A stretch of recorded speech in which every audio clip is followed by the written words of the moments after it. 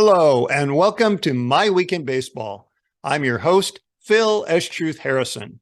You're listening to Season 2, Episode 7. All episodes are now available in both video and podcast format at myweekinbaseball.com. As always, we have a couple of special acknowledgments. First, to Rose Petal Studios for the artwork and logos created especially for this show and website. You'll find Rose Petal Studios on Instagram at rosepetal_studios. And second, thanks to Brunjo Productions in Nashville for our intro music. Learn more at brunjo.com. Today, I'll talk about hitting 400, the ball that wouldn't go foul, global warming's effect on the game, the end of television streaming blackouts for one major league city, Vlad Guerrero Jr.'s quick-thinking glove work, and our blast from the past featuring 1970s and 80s infielder Lenny Randall. You'll learn why in a moment. Of course, we'll also have a timely limerick and a little baseball trivia brain teaser for you. Wow, that's a lot. So let's get right to it. First, a quick thought. Should I change the name of the show? I was talking with a friend recently that it had been a while since I had created a podcast. So perhaps My Month in Baseball would be a better name than My Week in Baseball. Let me know. Anyway, today's trivia. 4 outs for the price of 3. Detroit pitcher Jason Foley, back at the end of April, got 4 outs, but he only faced 3 hitters. How did this happen? I'm going to let you mull that over for a bit and give you the answer later in the show. Next topic, Luis Arraez and the chase for 400. Who was the last player to hit 400 in the major leagues? I'll bet you know.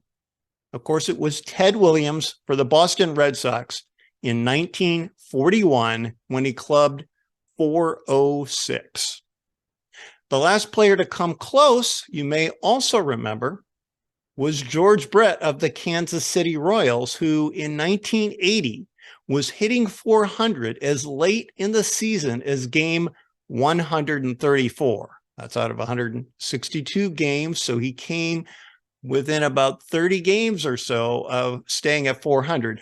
At the end of the season, he fell just short at 390. So who is Luis Arraez? He's a little-known player, at least up until now. He quietly won the American League batting title last year, 2022, by hitting 316 for the Minnesota Twins. Then in the offseason, he was traded to a National League team, Miami. For the Marlins, he primarily plays second base, but he's also played third base and moved around the field a bit. As of early June 2023, he had just raised his average by going 2 for 4 last night to 401. So he's played 62 games, which is a little bit over a third of a season, and he's currently hitting 401. So yes, he's got a ways to go, but at age 26, he is already a 325 career hitter. Have you heard of Luis Arraez? This guy's a good hitter. And here's something interesting too. As a rookie in 2019, he hit 324 with an OPS plus of 124, meaning he was 24% better than league average offensively. He did that over 92 games, and he still came in 6th for Rookie of the Year. How do you do that? How do you hit 324 and come in 6th for Rookie of the Year?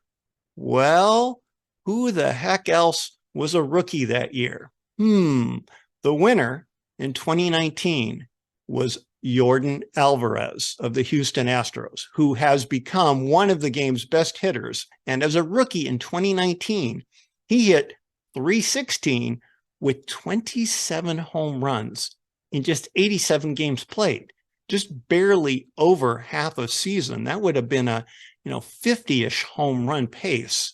So his OPS plus was 173, 73% above league average, getting close to twice as good as the average major league hitter. Anyway, so Luis Arraez had a great rookie year in 2019, lost out to Yordan Alvarez for Rookie of the Year honors, but he is doing fantastic. I hope he keeps the chase up well into the fall. It would be amazing to have the first 400 hitter since the 1940s. Next up, the ball that wouldn't go foul. Alek Manoah of the Blue Jays was pitching in the first inning against the Houston Astros recently. The batter, Jeremy Pena, placed a beauty of a bunt down the third baseline. With no possibility of throwing the runner out, Manoah's only chance was for the ball to roll foul. But it actually began to roll more fair. So what did Alek Manoah do? He blew on the ball. That's right. He got down on his hands and knees. He took a big, deep breath, and he attempted to blow the ball foul. Did it work? No. The ball stubbornly stayed fair. Was it crazy? Yes, but not unprecedented. So here's where our blast from the past player's name first gets mentioned.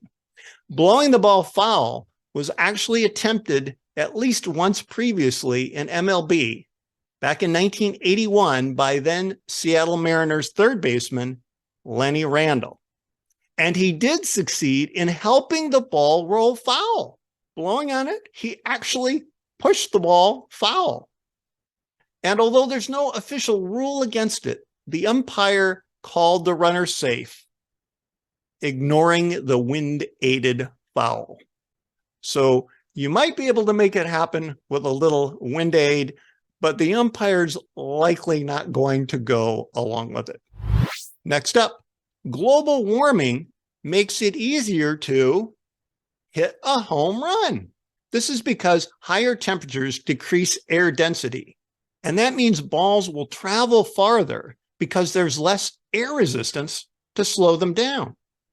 According to researchers, a temperature increase of 1 degree Celsius increases home runs by roughly 2% a game. And over the last 10 years, they estimate that approximately 50 home runs per year were aided by global warming. If this trend continues, by the beginning of the next century, there will be nearly 500 more home runs per season. So you can expect more Aaron Judge-like seasons in the future. And now, something to honk about.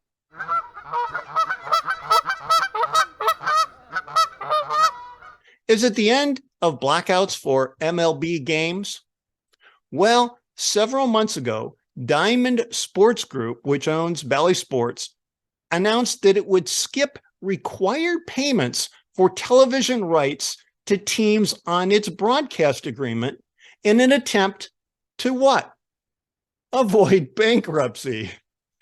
And even though it's not paying the teams, it says it will continue to exercise exclusive rights to the broadcasts. Really? Well, MLB protested, and in San Diego, it has taken over the broadcasts themselves. And this is good news for fans, as there is no longer a blackout of games on MLB TV for people considered to be within the Padres' home market. And although they are charging a standalone subscription price for this, it's not clear if you already have MLB TV, if it's extra or not.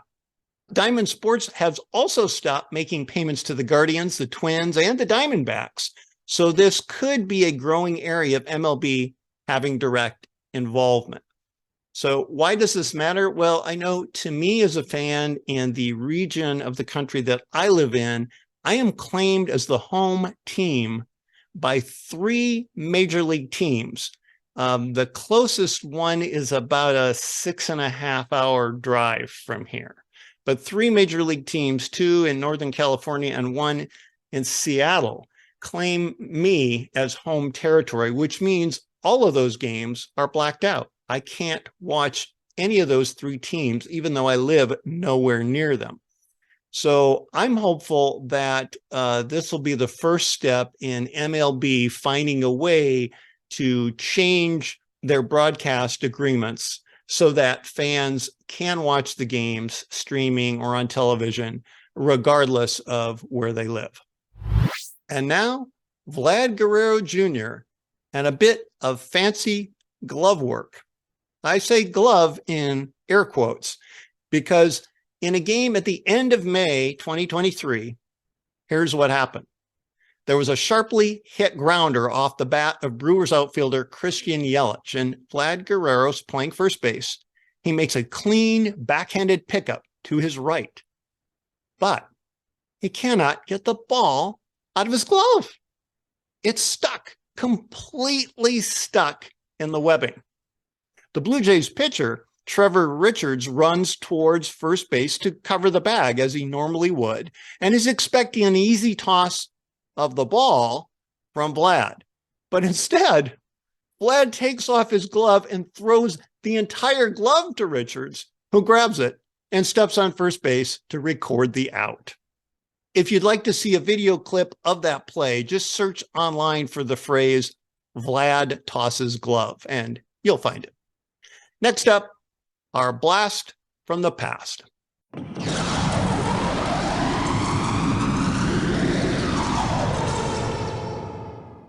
And this time, yes, it is Lenny Randall, an infielder who played in the 1970s and into the early 80s. And yes, it's because he successfully was able, while playing third base for the Mariners, to blow the ball foul. And really, what more do you need to know? But let's take a little bit of a look. So Lenny Randall was a decent player, not outstanding, but he played for 12 seasons, and he played for Texas, the New York Mets, the Chicago Cubs 1 season, and the last couple of years of his career for the Seattle Mariners. And actually, he started out as a rookie back in 1971 for the then Washington Senators. Anyway, he's a career .257 hitter, .321 on base percentage. You know, not horrible, not bad, but his OPS of 656, that's his on base plus slugging percentage. That's pretty mediocre at best. That gives him an OPS plus of 87. That means he's 13% below league average offensively during his career. He did have a few pretty good seasons, though, and I was surprised to learn that someone with such modest overall stats actually got some MVP votes back in 1974. He finished 21st in the MVP voting, so not close to the top. But in 1974, at age 25 for the Texas Rangers, he did hit .302 with a .338 on base percentage. Was 3% above league average overall offensively, and he stole 26 bases. Now, he also got caught 17 times, but I think back in the early 70s, hitting over 300 and stealing some bases was considered pretty good. That year, he played all over the diamond, too, for the Rangers. He played 151 games, so he was a full-time player, but he really moved around, playing third base, second base, left field, pinch hitter, center field, right field, designated hitter, and even shortstop. So he really did move around the field, and I'm sure he was valuable in that way. So that is our blast from the past for today, Lenny Randall. Next, our Blimerick. And this time, we're going back to Vlad Guerrero and his fancy glove work. So this Blimerick is a tribute to Vlad's glove toss. Here we go. In Toronto, a ball sharply hit got stuck in Vlad Jr.'s mitt, but moving with haste, tossed his glove to first base. Base hit he did not permit.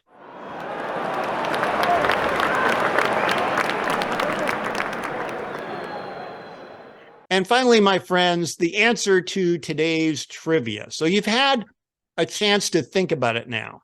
The question was, how did Tiger pitcher Jason Foley get 4 outs for the price of 3? The answer? He came in with a runner on first and 1 out. The first batter he faced grounded into an inning-ending double play. The next inning, the first batter reached base, but the second batter again hit into a double play. That is 3 batters faced and 4 outs. Has it ever happened before? Yes, but it is very rare. So if you got that one right, kudos to you. The trick in this case was 2 double plays. Well, that's all for today, my friends. Join us next time because honestly, what can be better than talking baseball? As always, I'm your host, Phil Estruth Harrison. We'll see you next time on My Week in Baseball.